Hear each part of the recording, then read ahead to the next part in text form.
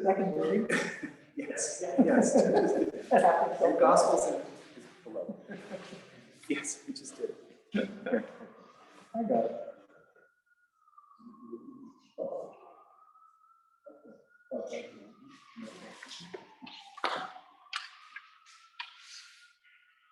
May God be with you. And also with you. A reading from the Holy Gospel according to Luke. Glory to you, Lord.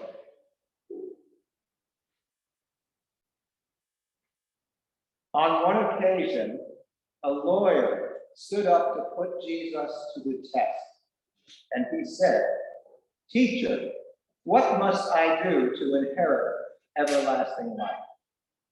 Jesus answered, "What is written in the law? How do you read it?" The lawyer replied, "You will love the Most High God with all your heart, with all your soul, with all your strength, and with all your mind, and your neighbor as yourself." Jesus said, "You have answered correctly. Do this, and you will live." But the lawyer, seeking self-justification, pressed Jesus further. "And just who is my neighbor?" Jesus replied, "There was a traveler going down from Jerusalem to Jericho who fell prey to robbers. The traveler was beaten, stripped, and left half dead. A priest happened to be going down the same road. The priest saw the traveler lying beside the road, but passed by on the other side. Likewise, there was a Levite who came the other way. This one, too, saw the afflicted traveler and passed by on the other side. But a Samaritan who was journeying along came upon the traveler and, filled with compassion, approached the traveler and dressed his wounds, pouring in oil and wine. Then put the wounded person on a donkey and went straight to an inn, and there took care of the wounded one. The next day, the Samaritan took out 2 silver pieces and gave them to the innkeeper with the request, "Look after this person, and if there is any further expense, I will repay you on my way back."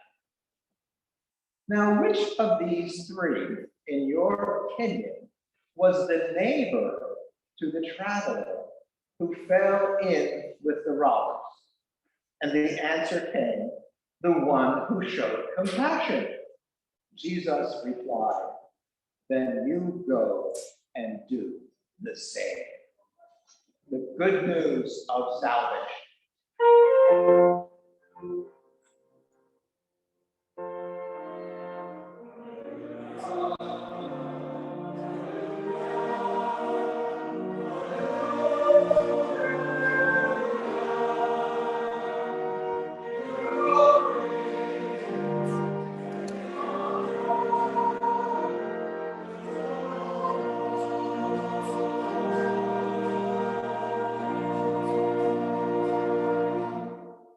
Please be seated.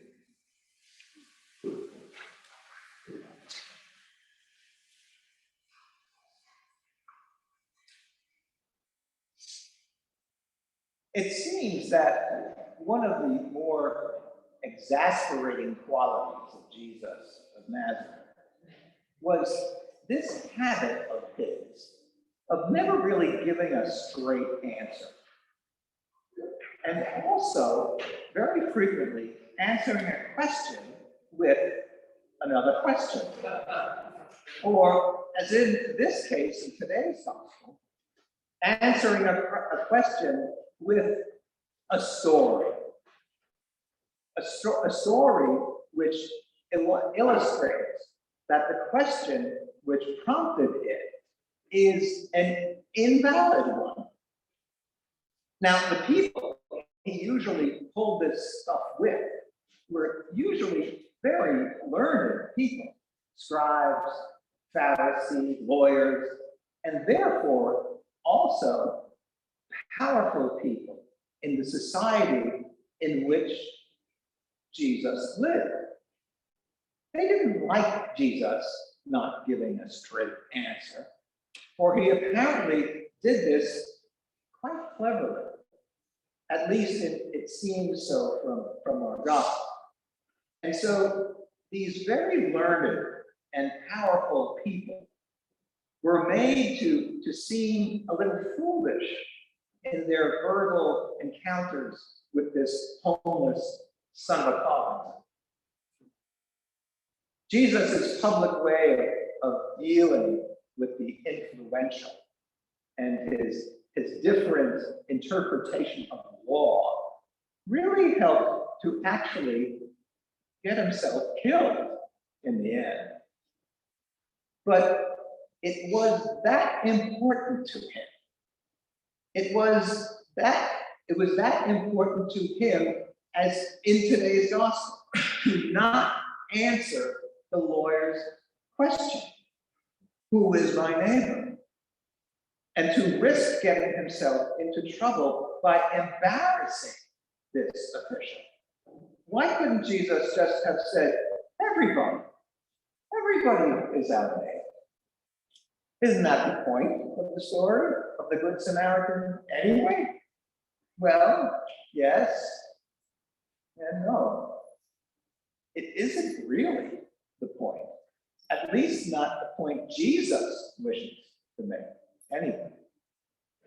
In telling the story of the Good Samaritan, Jesus is illustrating for us how one goes about being a neighbor, a good neighbor.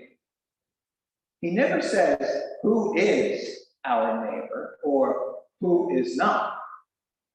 That's not his concern. It's an invalid question. Why? It's not even a consideration. In short, it does not compute. Who is my neighbor is not a question Christians are to ask. It is not a question God asks.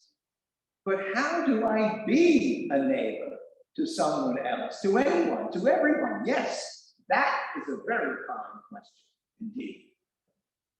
And it is one we must ask ourselves repeatedly, almost with every human encounter.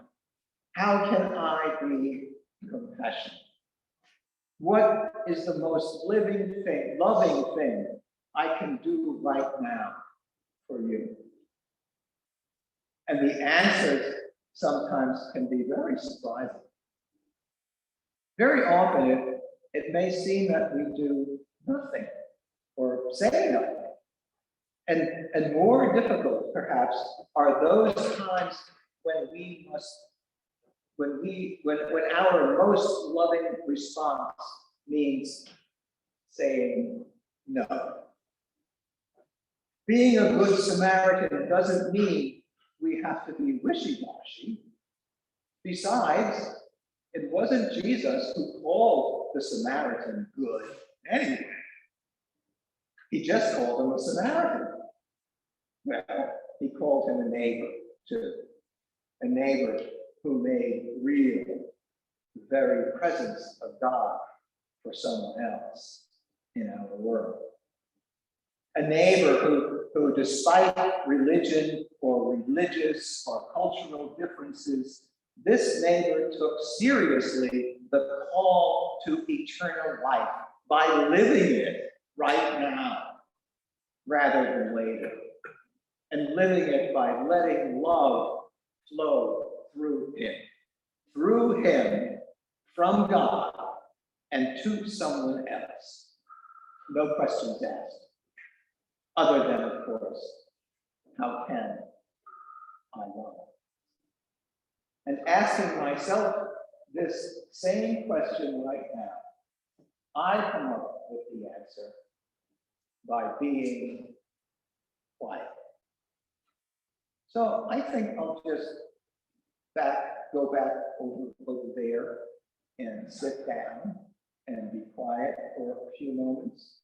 And I invite you to share in that silence before we proceed with our spoken words of prayers for those whom we feel will benefit from that. Okay? And as Jesus and the Samaritan did, may we do likewise. And being filled with compassion, may we be blessed with both the compassion and the strength to do likewise always.